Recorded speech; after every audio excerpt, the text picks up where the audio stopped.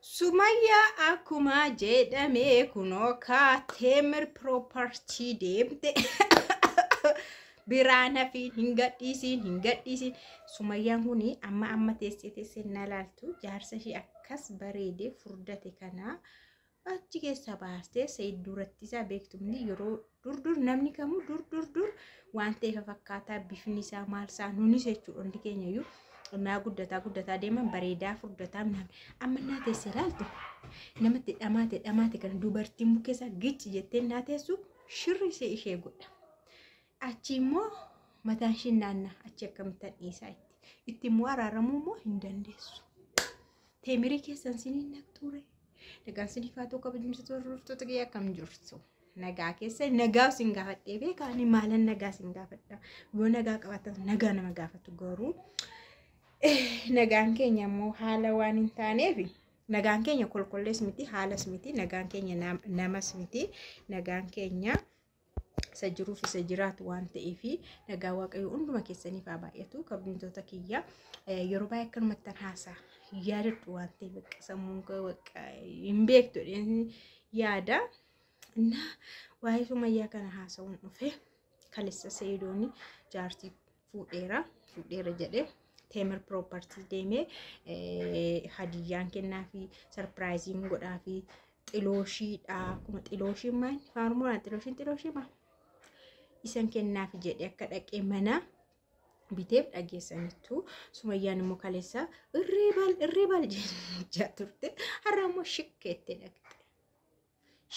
dhaqxe si jammar bilbilli isaanii achumarra jira isaan abbaan fedhe bilbilanii fi waa'ee hojii isaanii waa'ee gabaa isaanii waa'ee mana isaanii haasofsiisuu danda'u bilbila isaanii fudhattee haasofsiistee dhaqxe kazaas jennaan ani haadha manaa Saidooti ittiin laal ana haadha manaa Saidoodha ittiin gaafuma jalqabdu na beektaa innaan haadha manaa sin hordofaa ittiin achi booda kalessa Saidi fuudhee yeroo dhufe sana ilaalaan ture viidiyoodhaan jette.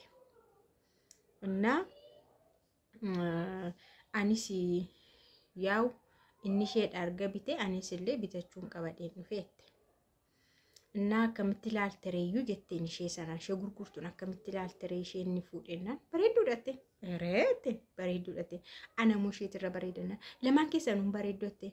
Eera namarra bareedunnan bareedinni akka ilaalcha abbaati jette dhuguma tokkotti kan bareedu tokkotti fokkisuu danda'a kanaafuu sitirra bareedatte dhumarratti isheen afaxxata sitirra bareedaa jette osoo araaramtanii maal rakkoo qabaa jette duraan beektaan ishee jette hin beeku jette an viidiyoo maratti arge malee hin beeku otoo hin beekemma nan xafaxxafan jettu maaliif enna isheen maal fuutii haadha abbaa manaa namaa biraa jette ani lenan xafaxxafa Sumayyaa waasheenyatti argitamti rabbuunti haala naafaa mijeessu na arkisiisu malee uman xafaxxafa qanis ani lenan xafaxxafuu baadadhabe nan xafaxxabsiisa Sumayyaa jedhe kana ani haaluma sana keessan jira waan ta'eef jechuudha osoo hin beekemma itti nan xafaxxafaa itti maal fuuti ishiin abbaa manaa namaa biraayyuu hin didduuyyuu abbaa manaa namaa akka ta'e beekti maaliif hin diddu shon dubartii mitiyyuu itti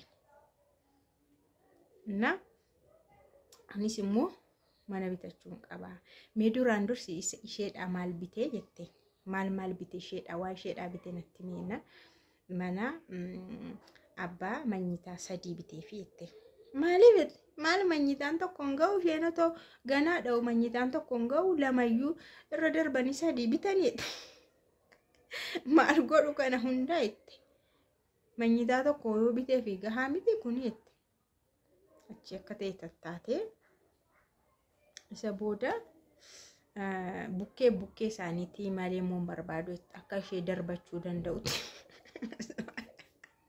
Sumayyaa alta chaalichi Sumayyaa hin danda'amne inna Sumayyaa maayitte anis nan bitadha garuu wanti isaa tokko ta'uu qaba walitti garagalaa kan wal bukkee ta'uu qaba bakka isheellee akka argadhe darbachuu akka buna faadamfisne akka wajjin dhugnutti ollaa akka taanutti jenna rakkoon qabu garuu isa dura otoo isin araarseeyyuu jette. Araaramu maal taayyoon isin araarse ittiin isheen gurgurtu. Jennaan dhiisii kan koof kan saallee waan araaramu miti. Nama rakkoo qaba araara miti. Isaa miti kan dursu araara miti. Jireenya keessan jiraadhaayyuu jennaan. Lakki achi maayitti seetanii si'ee yeroolee abbaa manaa namaarraa maal fuuti yeroo jettu isheen sun maayitti waggaa tokko darbitaniittu jetteen. Yaa waggaa tokko darbitaniittu yookaan hin araaramne yookaan waan tokkotti hin deemnesii jette.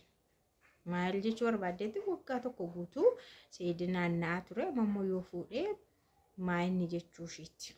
Dhuguma amma waggaa tokko guutuu naannee barbaadaa ture amma abbaa manaa koo itti deemte. Abbaa manaa ishee qilleensa irratti abbaa manaa dhamaare araaramuu diddee galuu diddee koottannaan diddee maal garuu abbaa manaa kootetti. Amma abbaa manaa koo jechuutti kaate duraan sayid akkasi seettu iste abbaa manaa kooti kaleessa faamaa itti seetan nan deebi'atteetti guyyaa wayii deebi'een dhufayyuuti jetteetti.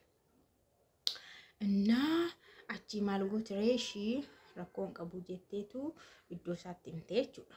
Maal bitatta reetennaan inni waan qabuun mana bitee dubartoota haa shallamu bitee dubartoota haa kennu. Ani immoo suuqii bitadheen suuqii hojjechiifadha. Abbaa irra bu'aa qabeessa ta'uu laallaa jette. Duraanis Sumayyaan baay'ee suuqii bitatteetti ageessanii tumnis iddoo maalidha? Iddoo DMC'ti mana bitattee iddoo lammata wayii yookaan hawwii iddoo jedhamtu sana deemanii immoo dhaqne isheen iddoo sana suuqii bitatte.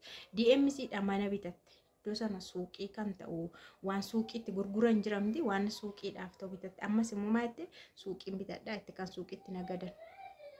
Suuqiin hojjechiifadha. Inni immoo mana bitee haa yeroo eenyu akka bu'aa qabeessa ta'uu laallaa itti. Annaa Sumayyaan keessanii achi deemtee suuqii gurguruuf ta'u bitattee jechuudha. Iddoo Sayidoon bitee hin haftu isheen deemtee Sayidoo sakaaluudhaaf jechuudha. Iddoo sana lakkatti jiraatan hin qabanii. Iddoo DMC's jirti. Iddoo maqaan isaa baatee yeroo darbees jirti. Inni akkasitti shirr jettee shikkeettee intaloota argitan irrammoo hin caccabsite yaadan.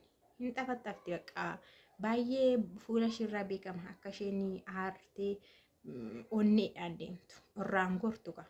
Waanuma qabatteen irratti jiwu gooti baqa. Guma yeroo aaran akkasii. Aarraammoo baqa. Sijamar yeroo aaranii humnillee sii dhufa baay'ee. Aartee onnannaan humnillee iddoo ta'e sii dhufa. Innaa akkasii isiniin jedhaa hordoftoota kiyyaa.